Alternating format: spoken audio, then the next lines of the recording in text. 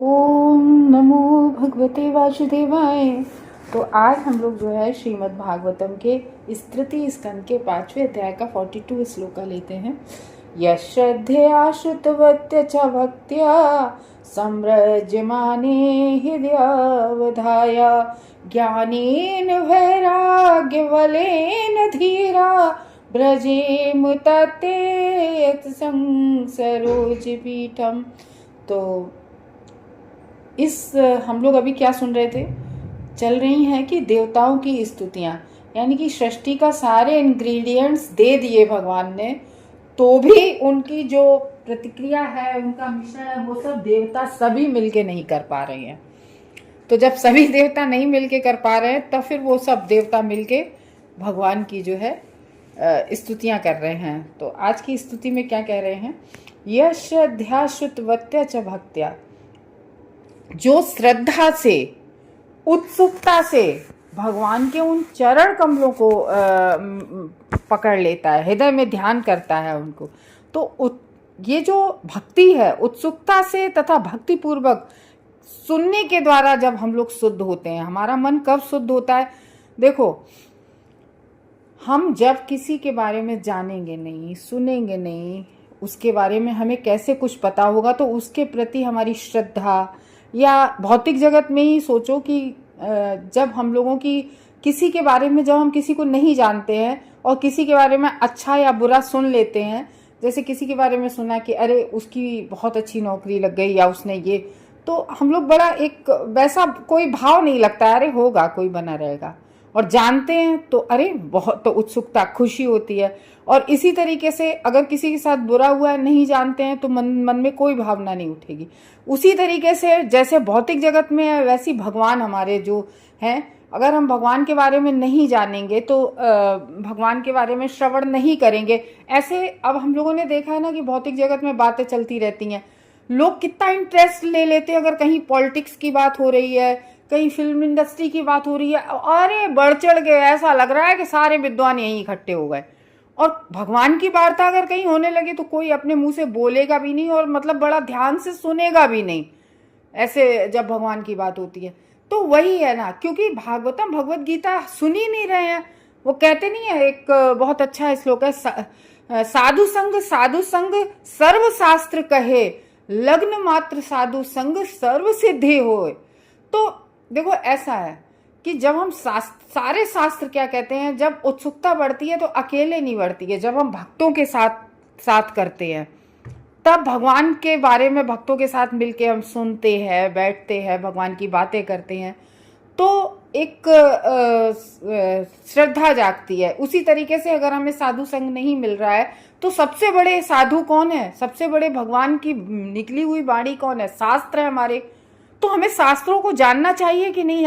और आजकल तो इतनी बढ़िया सुविधा हो गई है कि हम कोई भी भागवतम का श्लोक, कोई भी भगवत गीता का श्लोक, हम कहीं से भी कुछ भी अपना यूट्यूब खोलो, इतना मटेरियल, मतलब प्रामाणिक गुरु भी है, ऐसा नहीं है कि कोई कुछ भी कह रहा है, तो हम उससे प्रामाणिक गुरुओं से भी उसको सुन सकते हैं हर चीज।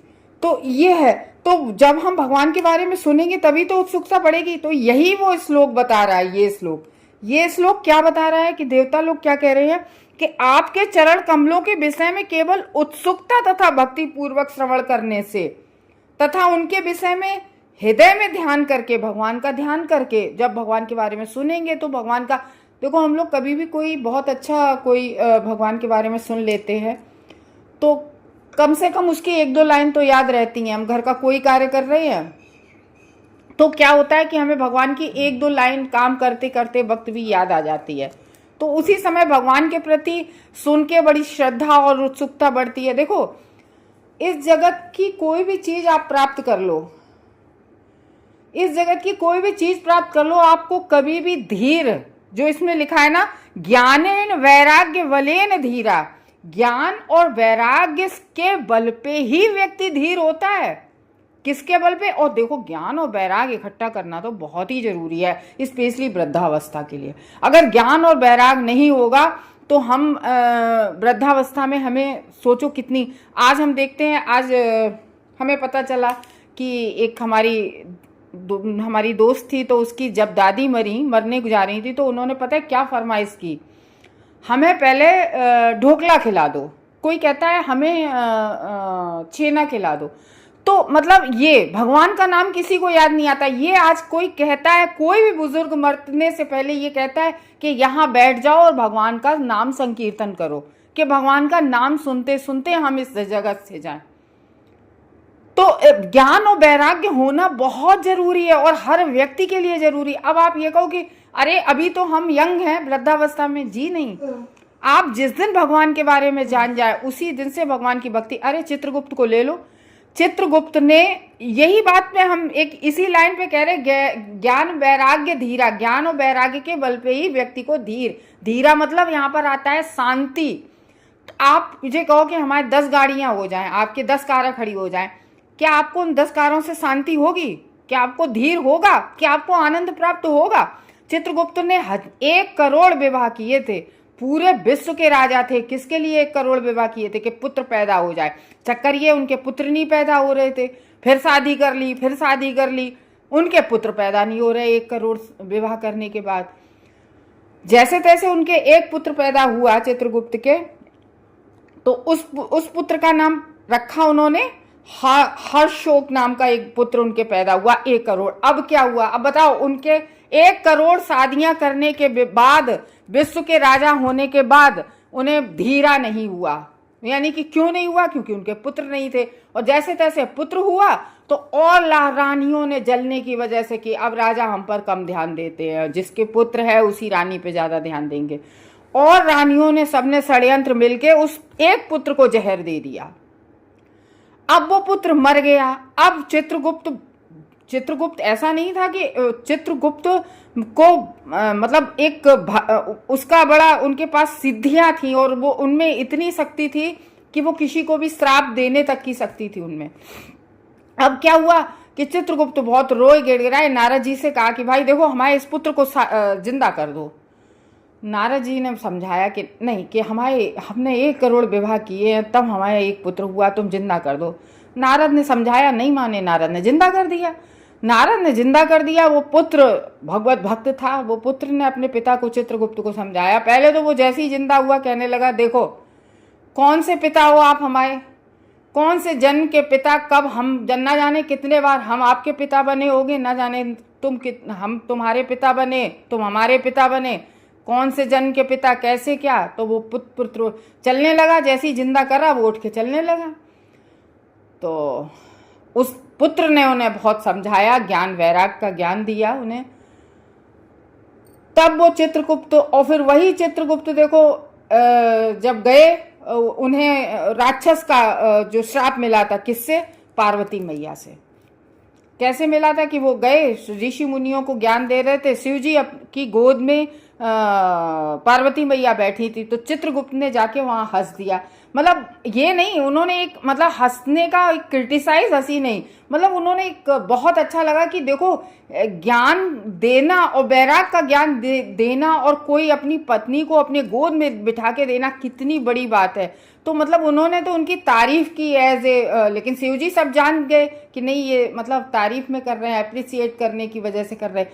लेकिन पार्वती मैया ने उसको अपना अपमान समझा और उन्होंने उनको श्राप दे दिया।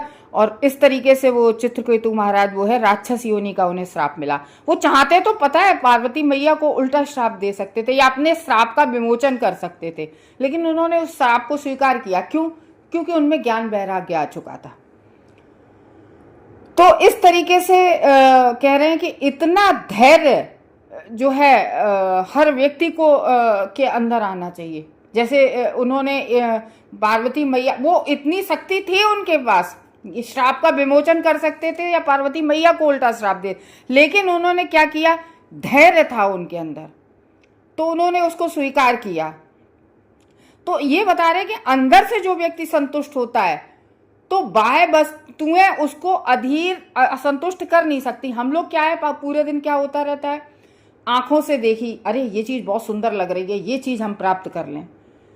कानों से कुछ सुना, अरे ये चीज सुनने में बड़ी अच्छी आ रही, ये फिल्मी गाना, अब ये एक बार और सुनेंगे।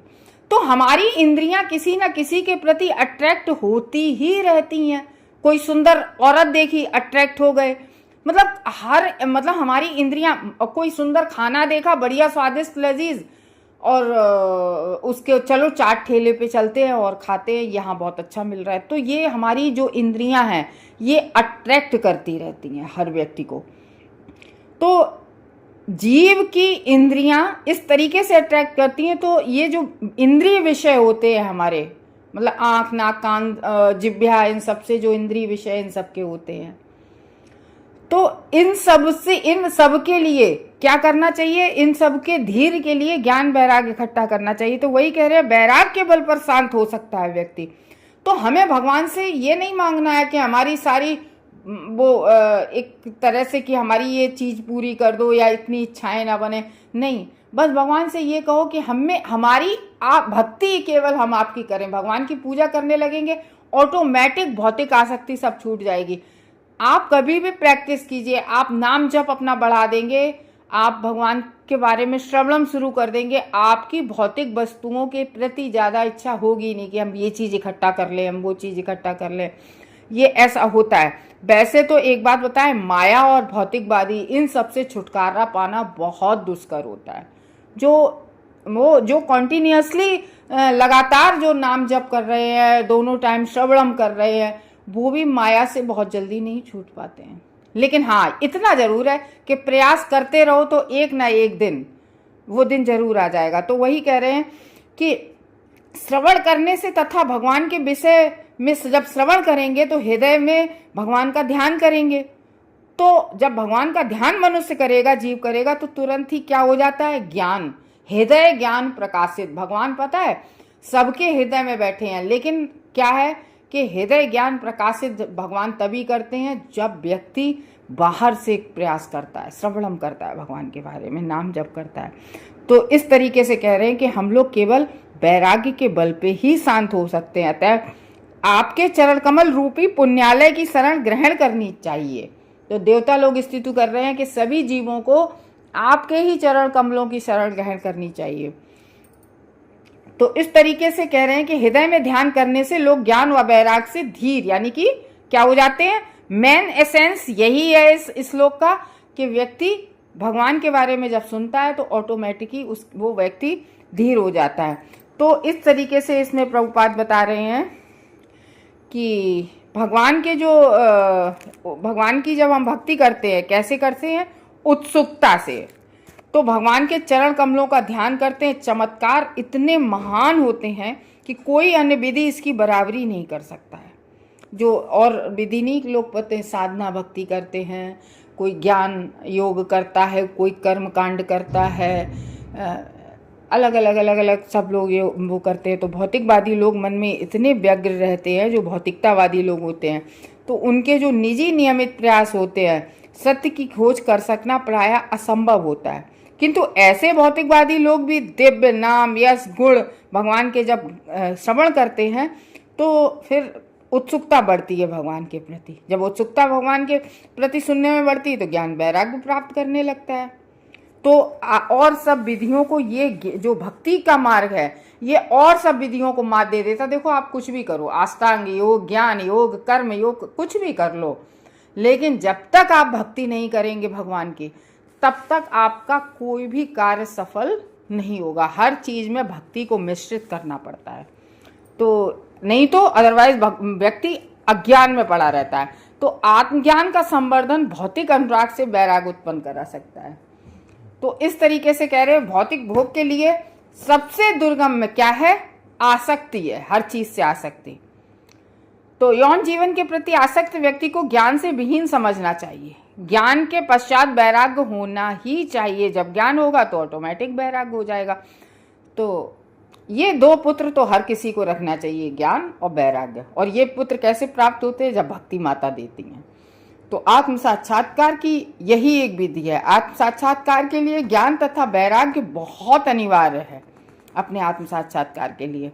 यदि कोई व्यक्ति भगवान के चरण कमलों में भक्ति करता है तो ये दोनों चीजें, ज्ञान और वैराग्य, तुरंत प्रकट हो जाते हैं। तो इस संदर्भ में धीर शब्द बहुत महत्वपूर्ण इस श्लोक में जो आया है कि जो व्यक्ति व्यग्रता का कारण उपस्थित होने पर भी क्षुब्ध नहीं होता है, वह व्यक्ति धीर कहलाता है, जो किसी भी अवस्था में व्यग्र नहीं होता है। तो यमुनाचार्य कह रहे हैं, क्योंकि मेरा हृदय भगवान श्री कृष्ण की भक्ति से अभिभूत हो चुका है, मैं यौन जीवन के विषय में सोच भी नहीं सकता, और यदि यौन का विचार मेरे मन में आता भी है तो मुझे तुरंत घृणा होने लगती है। भगवत भक्त श्री भगवान के चरण कमलों को उत्साहपूर्वक ध्यान करके मात्र उच्चस्त धीर बन जाता है। तो इस तरीके से कह रहे हैं कि भक्तिमय सेवा में प्रामाणिक गुरु होना जरूरी है, क्योंकि गुरु ही हमें भगवान के पास मिलाता है, भगवान के बारे में बताता है। तो इस तरीके से इस श्लोक में हमने जाना कि भगवान की भक्ति, भगवान चरण कमलों में ही अपना ध्यान रखना सबसे महत्वपूर्ण है। हरे कृष्णा भक्तों।